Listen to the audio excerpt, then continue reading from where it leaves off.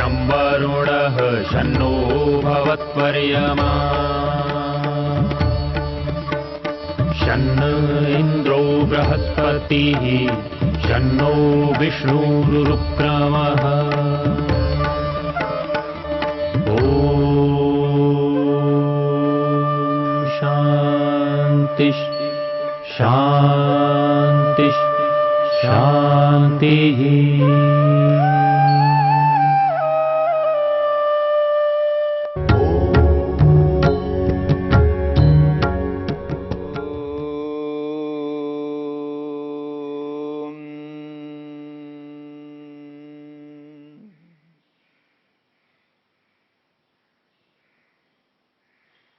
उपविघ्नों की चर्चा हो रही है।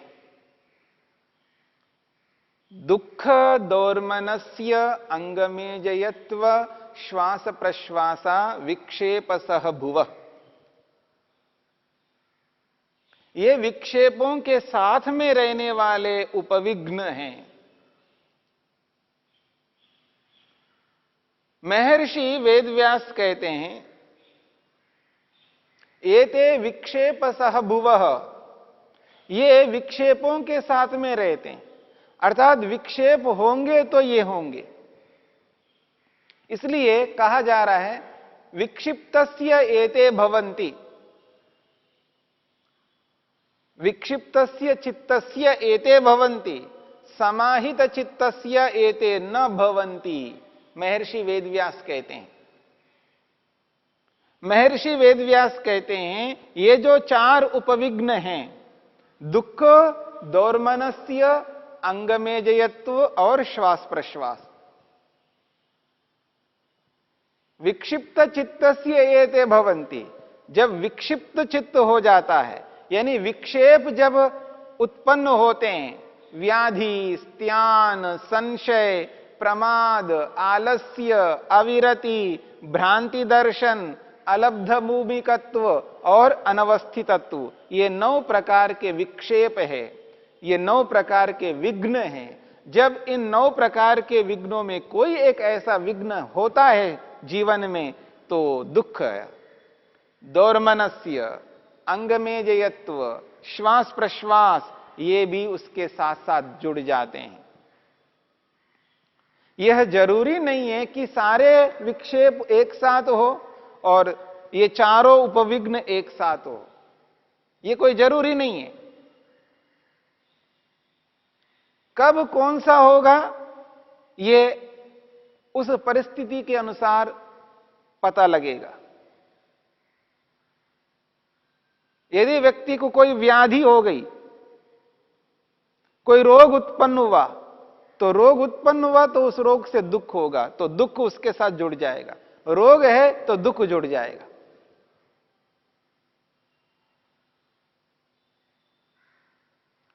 दौर्मनस्य क्षोभ हो जाना, जब इच्छा का विघात हुआ है तो क्षोभ उत्पन्न हो जाता है।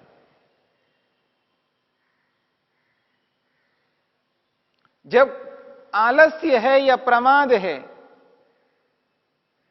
या जो उपलब्धि को प्राप्त करने की इच्छा से व्यक्ति मेहनत पुरुषार्थ करता है और वह उपलब्धि उत्पन्न नहीं हुई है तो क्षोभ उत्पन्न हो जाएगा।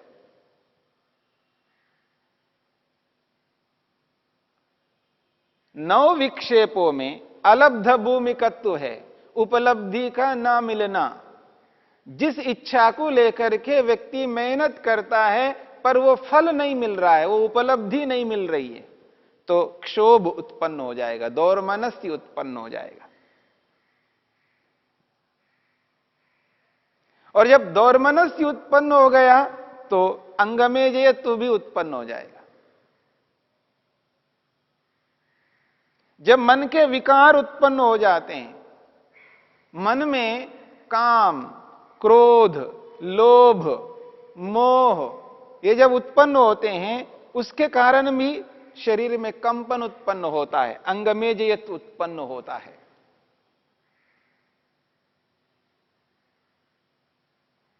तो दुख, दौर्मनस्य, अंगमेजयत्व और अंतिम उपविघ्न है श्वास प्रश्वास। ये जो हम श्वास प्रश्वास लेते हैं, इसके बारे में कहा जा रहा है। और श्वास और प्रश्वास किसको कहते हैं? महर्षि वेदव्यास ने इनकी परिभाषाएं की। प्राणो यद बाह्यम वायुम आचमति स श्वासः। श्वास की परिभाषा करते हैं महर्षि वेदव्यास। प्राणो यद बाह्यम वायुम आचमति स श्वासः। बाहर स्थित वायु को जब नासिका के माध्यम से ग्रहण करता है, आचमति पीता है नासिका से, जब नाक से प्राण को ग्रहण करता है, बाहर स्थित प्राण को, उसको प्राण भी कहा है, वायु भी कहा है। प्राण शब्द से वायु शब्द से एक ही अर्थ के लिए कहा जा रहा है यहां पर। प्राणो यद बाह्यम वायुम आचमति, बाहर स्थित वायु को नासिका के द्वारा अंदर ग्रहण जब करता है तो उसको कहते हैं श्वास, वो है श्वास। फिर महर्षि वेदव्यास कहते हैं यद कौष्ठ्यस्तम, यद कौष्ठ्यम वायुम, यद कौष्ठ्यम वायुम निस्सारयति स प्रश्वासः।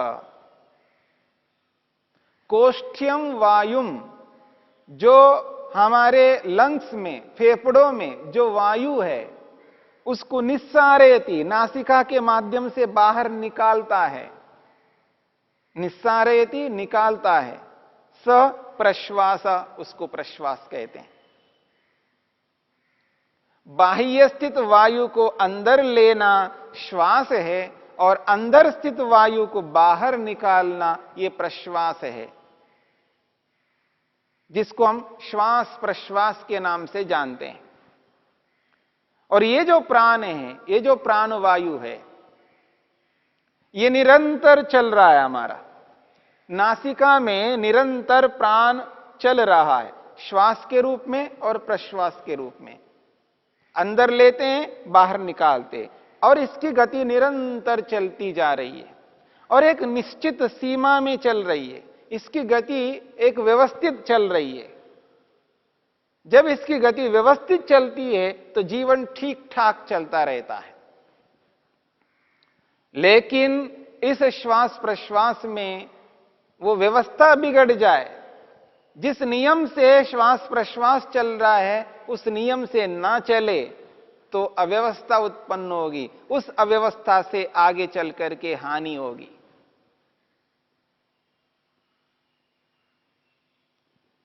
जब व्यक्ति परेशान होता है, मानसिक रूप से बेचैन होता है, क्षुब्ध होता है, तो उसका श्वास प्रश्वास तेजी के साथ चलने लगता है, तीव्र गति से चलने लगता है।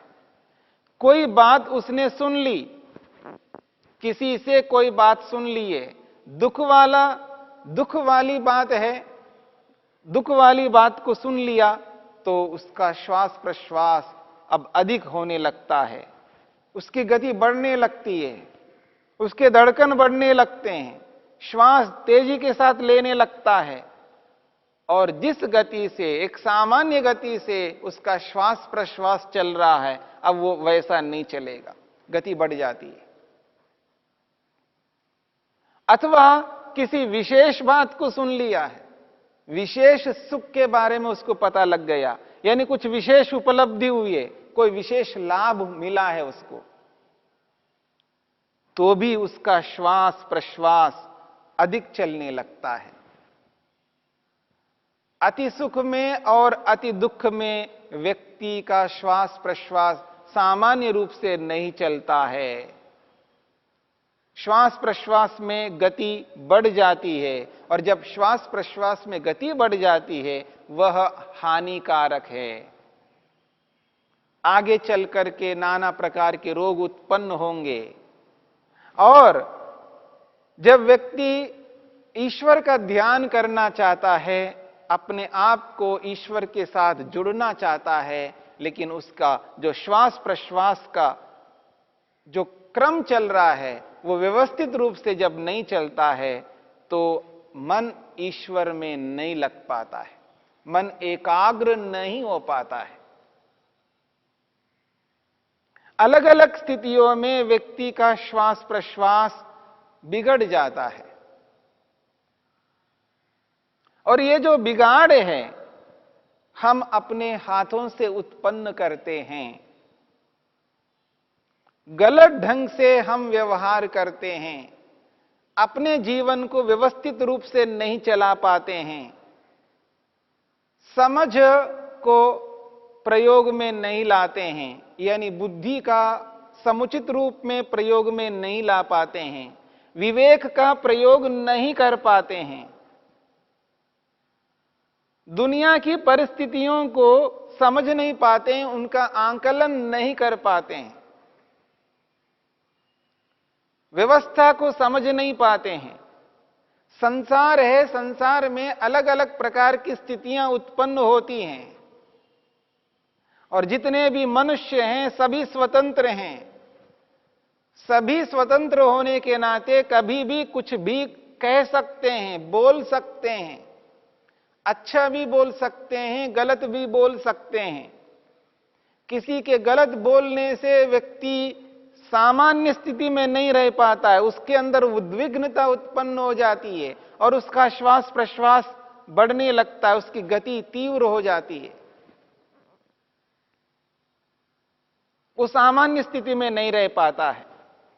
और श्वास प्रश्वास के बिगड़ जाने पर व्यक्ति एकाग्र नहीं हो पाता है। जब श्वास प्रश्वास की गति सामान्य रहती है, व्यवस्थित रहती है, तो व्यक्ति एकाग्र होता है। एकाग्रता में श्वास प्रश्वास की सामान्य स्थिति कारण है। मेरी बात को समझने का प्रयत्न करना। जब व्यक्ति साधना में बैठता है, साधना में बैठेगा तो व्यक्ति शांत रहे, शरीर बिल्कुल स्थिर रहे, निश्चल रहे, और अपनी स्थिति को इस तरह बनाए रखता है कि उसका श्वास प्रश्वास की जो गति है वो बिल्कुल सामान्य हो जाती है, व्यवस्थित चलने लगती है। और जब व्यवस्थित गति को रखता है तो मन को एकाग्र करने में सरलता होती है। लेकिन ऐसा नहीं होता है तो उसका मन ईश्वर में एकाग्र नहीं हो पाता, और इस कारण से व्यक्ति अपने मन को ईश्वर में एकाग्र नहीं कर पाता है, तब और अधिक समस्या उत्पन्न होती है, तब और अधिक दुख उत्पन्न होता है व्यक्ति को। इसलिए जो श्वास प्रश्वास की गति है इसको व्यवस्थित बनाए रखना है व्यक्ति को, और संयम में रहने की चेष्टा करनी है। संसार में अलग अलग प्रकार की घटनाएं घटती रहती है, समस्याएं उत्पन्न होती रहती है, बाधाएं आती रहती है, विपत्तियां आती रहती है। प्रत्येक परिस्थिति में अपने आप को समस्थिति में बनाए रखना ये योगाभ्यासी का कर्तव्य है। मेरी बात को समझने का प्रयत्न करिएगा। अपने जीवन को एक समस्थिति में बनाए रखना होता है व्यक्ति को, विचलित नहीं होना होता, क्योंकि संसार में जितनी भी घटनाएं घटती हैं, बाधाएं उपस्थित होती हैं, समस्याएं सामने आती हैं, ये आएंगी, ये सदा से ये चली आ रही है। अभी पहली बार आपके सामने ये घटना घटी है, ये समस्या आई है, ये बाधा आई है, ऐसा नहीं है। हां, रूप बदल बदल करके अवश्य आ सकते हैं। ये जो स्थितियां हैं रूप बदल बदल करके आ सकती हैं। पहले कभी किसी रूप में आ गई वो समस्या, आज नई रूप में आ गई है, उसमें रूप परिवर्तन हो सकता है। जैसे किसी का मकान गिर गया तो आज गिर गया तो पहले भी गिर गया था। ऐसा नहीं है कभी पहले मकान कभी गिरा नहीं हो, कभी भूकंप नहीं आई हो, कभी आंधी तूफान नहीं आया हो,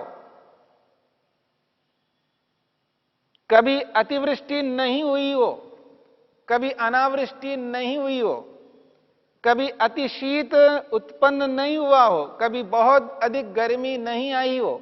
ये सब होते रहते हैं, संसार है, कभी न कभी ये स्थितियां उत्पन्न होती हैं। ये प्रत्येक सृष्टि में इसी प्रकार ये क्रियाएं चलती रहेंगी। हां, रूप बदल सकते हैं, कभी तीव्र हो सकती है स्थिति, कभी मंद हो सकती है, कभी किसी रूप में हो सकती है, कभी किसी रूप में हो सकती है। कभी झोपड़ी के रूप में मकान था तो आज सीमेंट से बना हुआ मकान है। अंतर इतना सा है, लेकिन मकान तब भी बोलते थे, आज भी उसको मकान ही बोलते हैं। तो परिस्थितियां बदल करके तो आती हैं, लेकिन नवीन कोई परिस्थिति उत्पन्न नहीं होती है। इसलिए व्यक्ति के सामने हर प्रकार की परिस्थिति आ सकती है। उस परिस्थिति में अपने आप को सम बनाए रखना है, संयम में रहना है। जब व्यक्ति संयम में रहता है, उसकी जो श्वास प्रश्वास की गति है वो निरंतर एक सम स्थिति में चलती रहेगी। जब कभी कोई व्यक्ति हम पर गुस्सा करता है, क्रोध करता है, या और कोई परिस्थिति उत्पन्न होती है, तब हम अपने आप को संयम में रखते हैं, तब श्वास प्रश्वास की गति सामान्य रूप से चलती रहेगी। विशेष दुख आ जाए, सामान्य दुख आ जाए, सामान्य सुख आ जाए, विशेष सुख आ जाए, किसी भी परिस्थिति में हम अपने आप को विचलित होने नहीं देंगे। इस बात को समझ करके चलना है। कोई रोग उत्पन्न हो गया, उस रोग के कारण से भी श्वास प्रश्वास में कमी आती है, या बहुत सारी स्थितियां उत्पन्न होती हैं। उन स्थितियों में श्वास प्रश्वास की गति सामान्य नहीं रहती है। उसको सामान्य बनाए रखने के लिए एक ये भी उपाय है, जब व्यक्ति प्राणायाम करता है, निरंतर प्राणायाम को अपनाता है, तो श्वास प्रश्वास की गति सामान्य रहती है, उचित रहती है, और उसमें समस्या उत्पन्न नहीं होती है। और ऐसी स्थिति को बनाए रखने पर यह श्वास प्रश्वास में विकृति उत्पन्न नहीं होगी। जब श्वास प्रश्वास में विकृति उत्पन्न नहीं होगी तो वो योग के लिए साधक बनेगा, अगर ऐसा नहीं है तो बाधक बन जाएगा। हम हर परिस्थिति में योग के अनुरूप चलना है, योग के विपरीत नहीं चलना है। तो ये विक्षेपों के साथ में रहने वाले उपविक्षेप है, विघ्नों के साथ में रहने वाले ये उपविघ्न हैं। इसलिए महर्षि वेदव्यास कहते हैं विक्षेप सह भुवा, ये विक्षेपों के साथ रहने वाले 4 उपविघ्न हैं।